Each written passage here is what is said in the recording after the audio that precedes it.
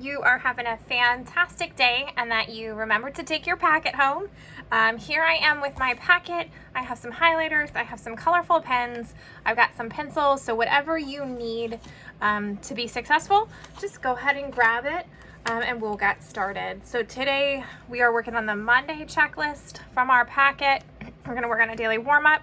We're going to talk about something other than troublesome verbs, thank goodness. We're going to talk about our vocabulary, which is actually pretty easy this week. We're going to do a quick practice. I'm going to talk to you about some more small notes on the side, and then you're going to be working on homework solo. So here we go. Let me make sure and put my name at the top, especially if you're traveling back and forth with your packet. And you know you're going to turn it in for credit, so you might as well put your name right at the top there. Then you can turn to page 2, which is Amelia Earhart.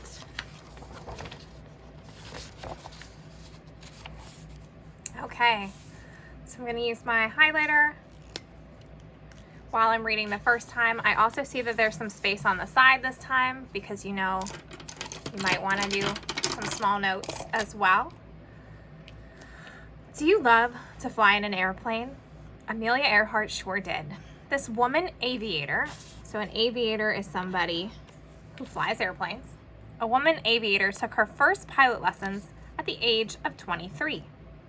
On July 24th, 1897, Amelia was born in her grandparents' home in Kansas. Her little sister was born 2 years later. Their grandparents had a lot of money, so Amelia and her sister were sent to private schools and lived a privileged life. Their father, on the other hand, struggled to keep a job and eventually tore the family apart with his drinking. There's our tragedy. It's always a tragedy. Her mother took the girls and moved to live with friends in Chicago. Amelia went on to train as a nurse and served in the Great War as a volunteer nurse's aide. The Great War is what they called World War I. Afterwards, she enrolled as a pre-med student at Columbia University. It was in California that she first went to an aerial meet. She boarded a plane that flew over Los Angeles. Amelia was in love. She couldn't get enough of flying.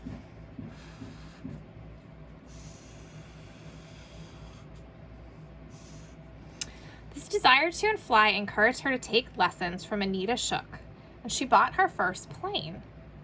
She began trying to break records. She was asked by George Putnam to be the first lady to fly across the Atlantic. Many years later, Amelia had broken several records. She was the first woman to fly the Atlantic solo, the only person to fly it twice. She also flew the longest non-stop distance flown by a woman and set another record for crossing in the shortest time. Okay, so if I was going to break this down for small notes on the side, I would just do a quick overview about what each paragraph said, especially because I know that these worksheets tend to ask a lot of questions about what's the main idea of certain paragraphs. Hold on one second. All right, I had some technical difficulties, but we're back up and running. So let's look at some small notes on the side. If I was to make notes, I would just want to write what the paragraph sort of covered, because I know that these pages tend to ask us what the main idea is or what happened in each of these paragraphs. So in the first paragraph, it really gives me an intro and an early life. It also tells me that she didn't start her piloting career until a little bit later. She didn't grow up being a pilot. Here it's talking about falling for flying.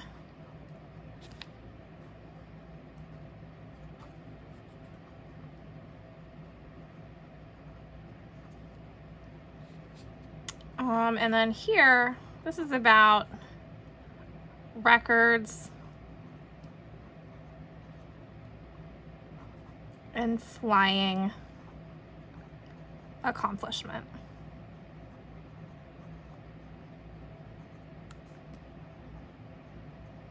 Okay, so let's see what these questions are going to ask us. Where would you read about Amelia's first introduction to flying a plane? Okay. Falling for flying looks like it's in the second paragraph. So our first introduction, right, where she went to an aerial meet. The author probably wrote this passage to not warn readers about the dangers of flying, not talk about Amelia's weaknesses. We do have the record-setting history. Experience with George Putnam? No. Has to be C. How many records did Amelia set, which are listed in this passage? Well, here's our record. So, first woman to fly the Atlantic solo, only person to fly it twice, longest non-stop distance, and crossing in the shortest time. So that is 4 records. Which of them is not a fact about Amelia Earhart? Loved to fly airplanes. That's a fact. Born in Kansas. That's a fact. Grew up flying airplanes. Not a fact. Went to private school. That's a fact. Remember, I just mentioned it up front, or up at the top. She was 23 years old before she even flew a plane. That is not growing up, even though it is still relatively young. Okay. So let's check that off and head for page 6. I know you're jealous because I got 2 packets, but just in case I mix up. Okay, let's look at page 6, which is preposition and prepositional phrases. So we're done with troublesome verbs, but we are learning something I think new, or that we haven't talked about previously. So let's take a look. This box is here to help us. This box helps me every week figure out what I should be teaching. So make sure that when you get your packet or when you look at your language for the week that you actually read this box, because it's gonna help you with everything. Also, I come back to this common prepositions over and over and over again so that I don't have to memorize them. So a preposition begins a group of words called a prepositional phrase. The noun or pronoun that follows the preposition is called the object of the preposition. Prepositional phrases convey location, time, or direction, or provide details. So, people have watched animated movies for a long time. For is our preposition, for a long time is our prepositional phrase, and time is the object of the preposition.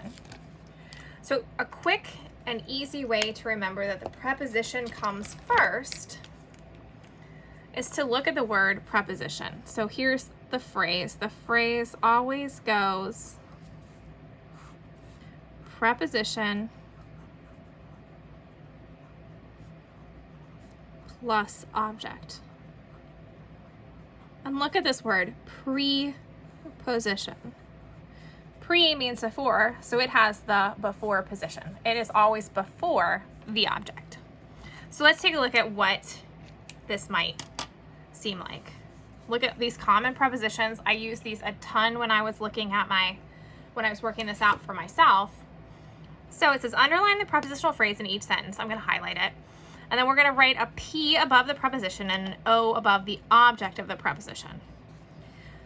The characters in animated films often seem quite real. Okay, so in is a preposition. So in animated films is what we're talking about. It's telling us the location, which is weird as it sounds. This is our preposition, and animated films is our object. Where do they seem quite real? In animated films is where they seem quite real. Young viewers may identify with the superheroes. With is our preposition. Superheroes are our object, right? It's giving you details. Who are they identifying with? Or they're identifying with superheroes. Ariel was a mermaid who lived under the sea.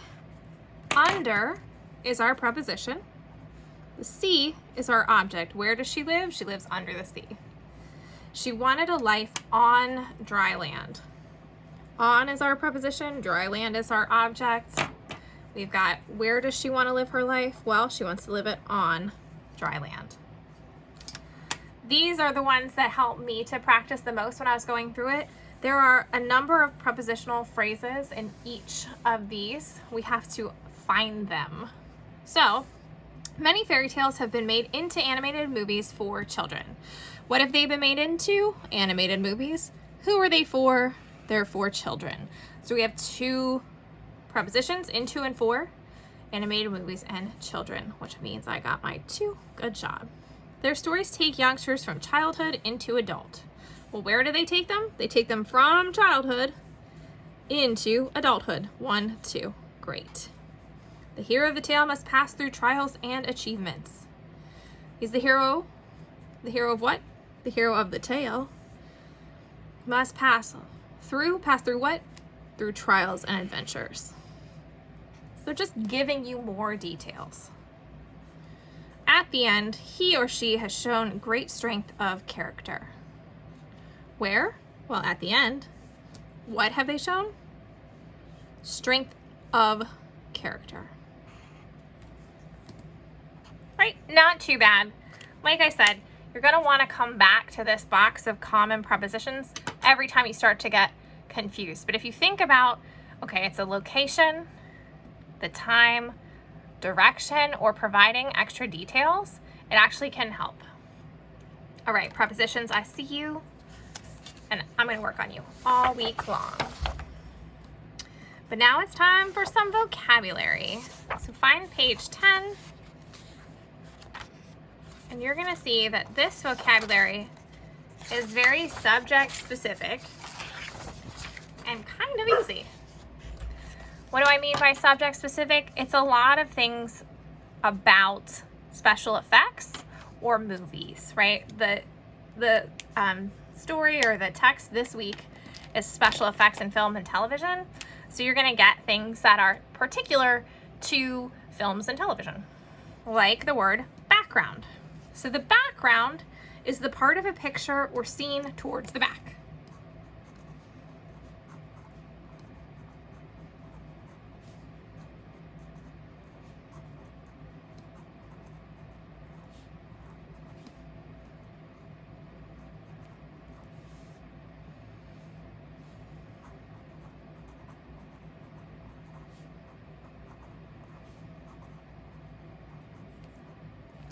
The background of a photo is just whatever is behind the people in it, or the background, in a shot in the movies is just whatever is behind the characters, whatever's behind the filming.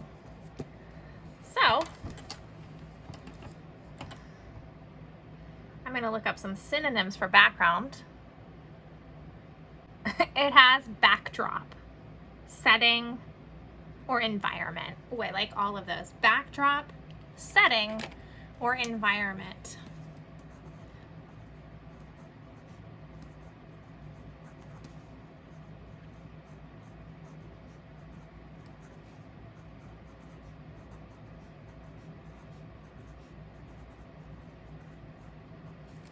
So this covers sort of all of our film and TV, right? Backdrop, we would use maybe if we were putting on a play, changing the backdrop behind people on a stage.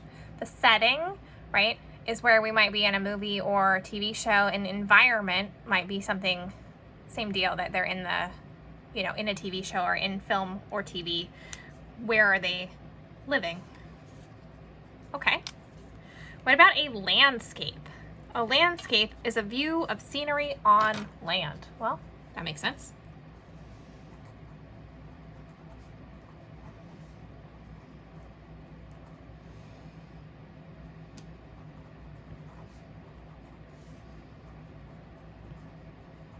So this is a certain kind of background where there are, I would say, probably trees and things like that. Let me look up landscape. Ooh, countryside.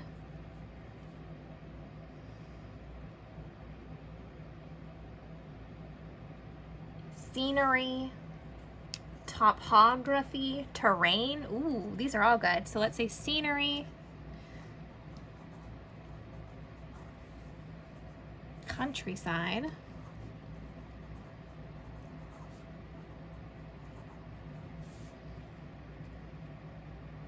Terrain. Those are all good. So even the scenery is in landscape. We maybe want to say countryside, something where you can see the outside, or terrain. Even if it's not a beautiful landscape, it could just be what's outside. Next one is miniature. I feel like we've had, oh, magnified. We had magnified. So now we have the opposite of magnified. An antonym. Nice. Miniature. Miniature is smaller in size or scale.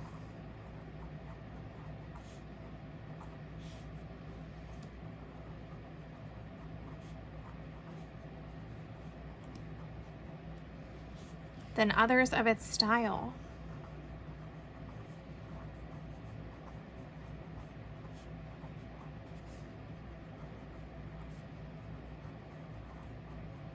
Okay, so let's find a few synonyms for that. They're like real cute. So it says small scale,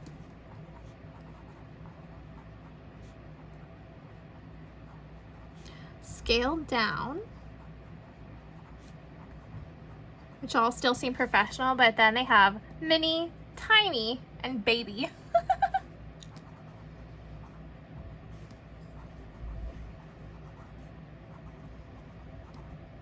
Really, it's just something small. So, I don't know, I happen to have, you know, like a little hand sanitizer here. It's obviously not as big as regular hand sanitizer, and it's more amazing, so check out those sparkles, but it's miniature, or it's a baby hand sanitizer.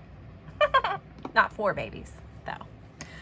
Okay, let's take a look. We've got prehistoric and reassembled, which are both pretty easy. I can hear Marty barking in the background. He obviously wants to be on screen again.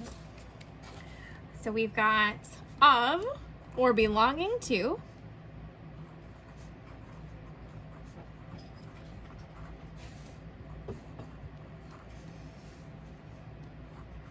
periods, before, recorded time.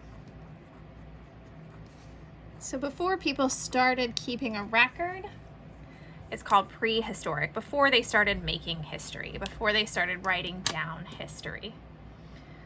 So I would love to know what some synonyms for prehistoric. Ooh. Guys, this is exciting. Primitive.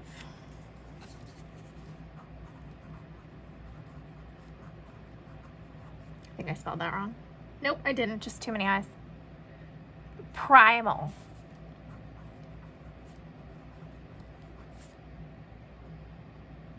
Ancient.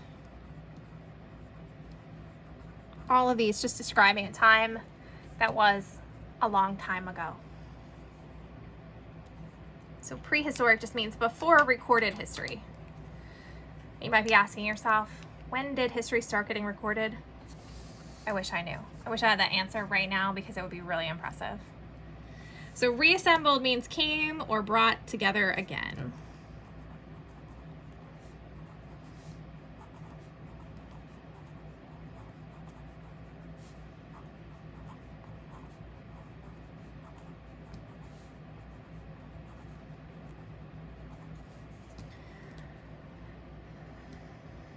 So reassembled, rebuild, reconstruct, redevelop,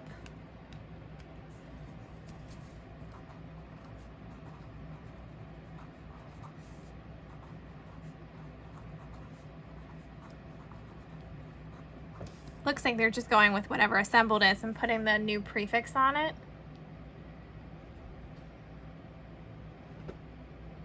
And that's okay. Those are good. Rebuild, reconstruct. Okay, so hopefully those aren't too hard of words, and I'll look into figuring out when history began to be recorded. I imagine it was the Greeks. You know how they always do all that good stuff. But so maybe tomorrow I can let us in on that information. Okay, if you turn the page, we're going to try to put these into sentences on page 12. So do me a favor and pause this. Don't just get the answers. You can fill these in, no problem. Of belonging periods before recorded history, we know that is prehistoric.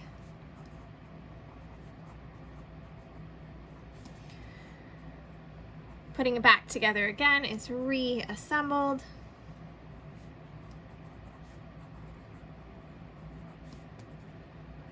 A view of scenery on land, that's a landscape.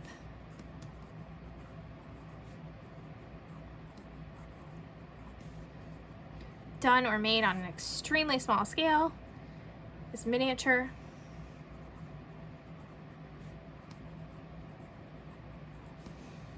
The part of a picture or scene towards the back is the background.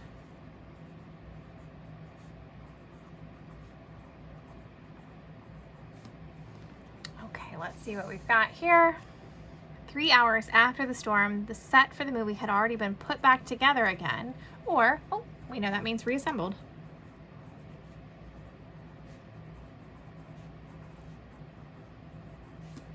In preparing for the movie, the crew created a blank village. I think it has to be a miniature village.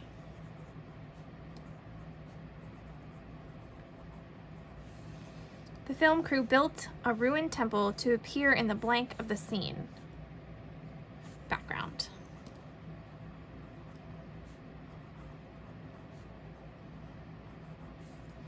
The dinosaur film used models of huge blank creatures to show what some animals may have looked like before history was recorded. Oh, they're really hitting that home. Prehistoric. The park provided a perfect blank for the film. Well, the only one left is landscape. Perfect landscape. Perfect countryside. I almost said background on that one too, but I guess because it's the park, we're talking about some greenery.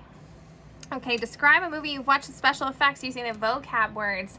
So special effects, I mean, honestly, if you're talking prehistoric landscapes and backgrounds, things that need to be reassembled, think Jurassic Park. It'll serve you well. I'm not gonna write one, but we'll share them when we get back, okay? All right, we're headed straight into today's skill lesson. We're still working on small notes on the side, so you're gonna see that even though the original text is on the front page of 13, I've put the text on the back on 14 so that we can really break it down. So why don't we just move to page 14? I am gonna use my highlighter again. Ooh, and throw things around. You know how I like to do that. And the first thing I'm gonna do is highlight, and then I'm gonna put small notes down the side once I'm done. These days, computers can create art that you find in video games or on TV. This type of art is called computer graphics. You know all about this. It does not take much to create a computer graphics system. Graphics software allows you to create the picture. A hard drive stores the graphics or pictures and lets you work with them. A monitor shows you the pictures. You also need a mouse and a keyboard to input commands. Equipment such as a digital pad, a camera, a scanner, or a light pen may be needed to input pictures. If you want to make a copy of the pictures on paper, you will need a printer too. Huh. Okay. I feel like this is a really informational text. It's not giving me how to create these things, but like how to get a system for creating these things. So, computer art used in video games or on TV equals computer graphics.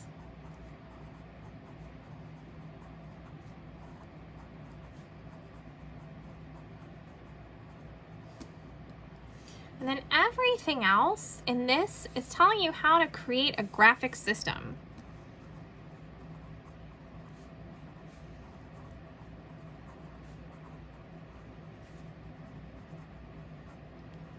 So if I'm creating a graphic system, I need software, a hard drive,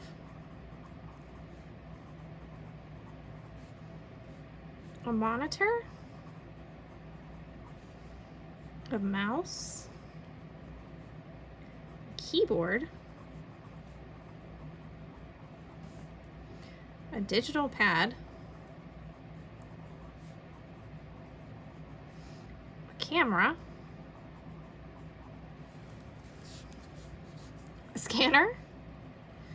Would not all fit on my desk, I don't think. And maybe a light pen.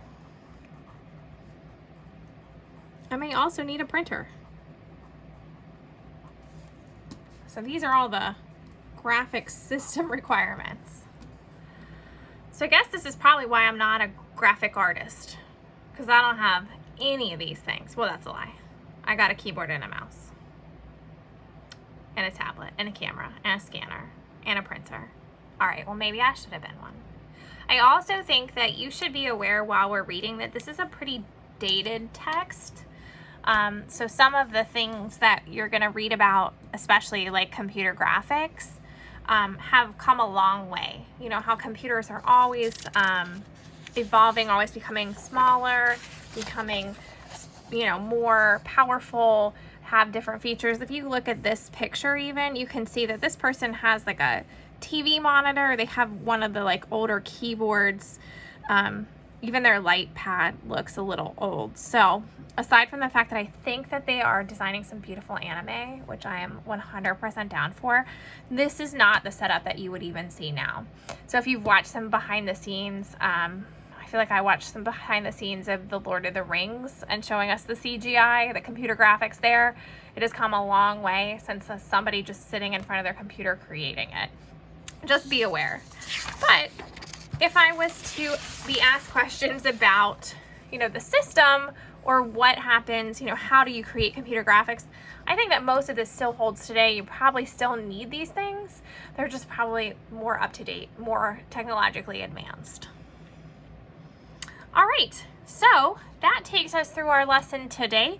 Your job tonight is to work on some prefixes, which is awesome because re and pre are going to help you to break down words, just like the root words in Latin and Greek are going to help you to understand the words. Prefixes are going to help you to understand what the meaning behind words are. Even if you don't know the whole word, you can start to really think about, you know, if it's got this prefix or that prefix, what does it mean for the word?